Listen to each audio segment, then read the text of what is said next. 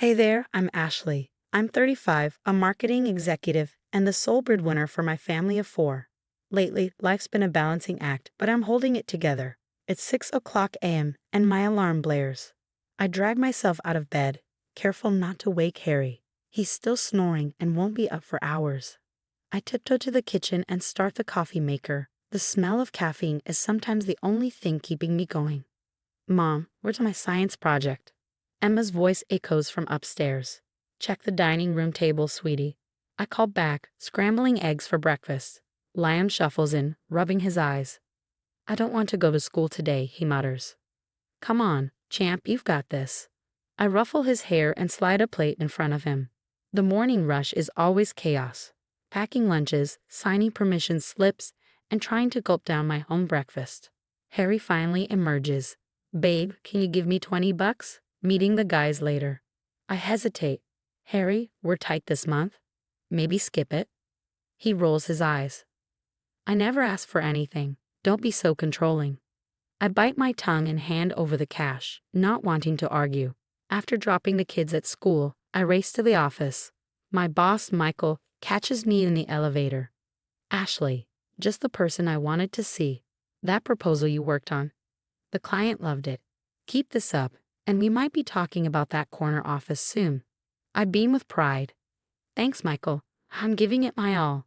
The day flies by in a blur of meetings and deadlines. By the time I leave, it's dark. I pick up the kids from my neighbor and head home, already planning dinner in my head. As I pull into the driveway, I see Sarah waiting on the porch, her face tight with worry. Ash, we need to talk, she says as soon as I step out of the car. I tell the kids to go inside and start their homework before turning to Sarah. What's up? She takes a deep breath. I saw Harry at the bar today with some woman. They looked cozy. My heart sinks, but I force a smile. Probably just a friend. You know Harry, always Mr. Social. Sarah grabs my hand. Ash, you can't keep making excuses. You're running yourself ragged while he does nothing. It's not fair. I pull away, defensive. He's just going through a rough patch. He'll find a job soon. Sarah looks like she wants to say more but shakes her head. Just take care of yourself, okay? I nod, watching her leave. Inside, Harry sprawled on the couch, beer in hand. Hey babe, what's for dinner? I'm starving. I swallow my frustration and head to the kitchen. Just another day in paradise, right? But as I chop vegetables, a nagging feeling grows inside me. Something's got to give, and soon. A few weeks later, I'm trudging through the mall, trying to find the perfect Christmas gifts for the kids. My phone buzzes, another text from Harry asking for money. I sigh and type a quick okay before shoving the phone back in my pocket. Back at work, I'm knee-deep in a presentation when Michael pops his head in. Ashley, you're not going to believe this. We landed the Peterson account. I jump up, nearly spilling my coffee. No way, that's amazing.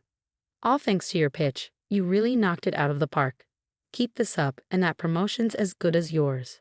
I'm riding high on the drive home, planning to surprise Harry with the news. But as I pull into the driveway, his car is still there. Weird, he usually meets his buddies on Thursdays.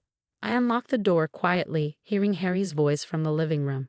His tone is low, intimate. I miss you too, Lisa. Don't worry, I'll figure something out. We'll be together soon, I promise. My heart stops. Lisa. Who the hell is Lisa? I step into the room, and Harry's head snaps up, his face pale. Gotta go, he mumbles into the phone before hanging up. Who's Lisa? I ask, my voice trembling. His eyes narrow. Were you spying on me? Jesus, Ashley, can't I have any privacy? Don't turn this around on me. I heard you. Who is she?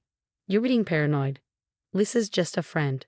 Maybe if you weren't so busy with work all the time, you'd know what's going on in my life.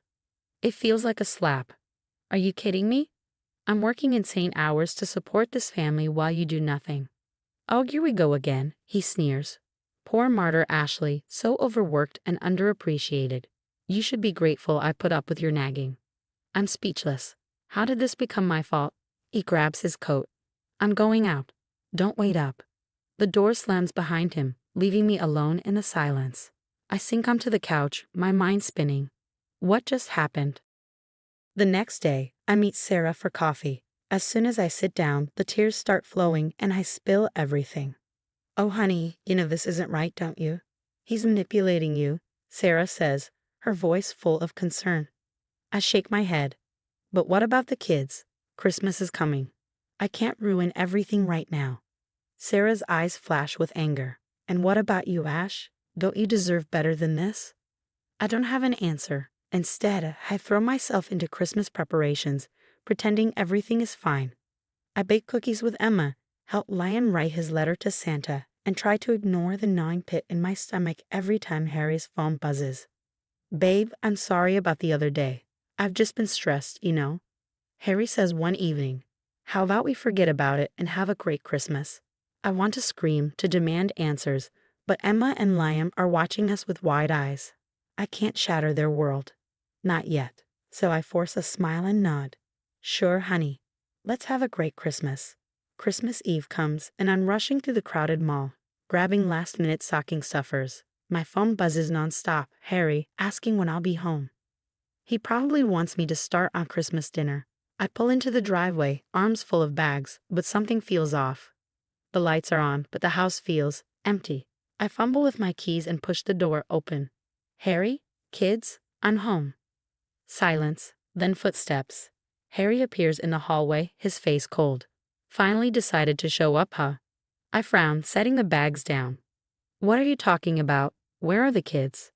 At your sister's. I needed to talk to you. Alone. My stomach drops. That's when I see them, my suitcases sitting in the living room. Harry, what's going on? He crosses his arms, his voice emotionless. I want you out, Ashley, tonight. I laugh nervously. Very funny. Come on, help me with these presents. I'm not joking. He cuts me off. I'm done pretending. You're never here. Always at work. The kids need a real parent, not someone who's married to their job. It feels like a punch to the gut. Are you insane? I work hard for this family while you sit around doing nothing. His eyes narrow. See, this is exactly why you need to go. Always criticizing, never appreciating what I do. Well, I found someone who does. Lisa understands me.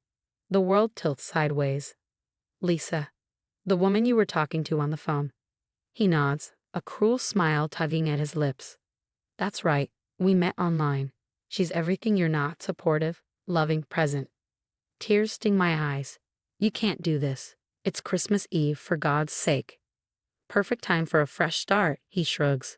New year, new life. Without you. I'm shaking now, anger and fear battling inside me. The kids. We'll be fine, he interrupts, his voice cold and calculated. In fact, I'll be filing for full custody. After all, what judge would give the kids to a workaholic mother with no family to help out? The low blow hits hard. He knows I'm an orphan. He knows how much that hurts. You bastard, I whisper. Face it, Ashley. You've got nowhere to go, no one to turn to. You're all alone, just like always. I'm sobbing now, pleading. Please, Harry, don't do this. We can work it out. But he's not listening. With one final push, I'm stumbling out onto the porch, my bags tumbling after me. The door slammed shut behind me.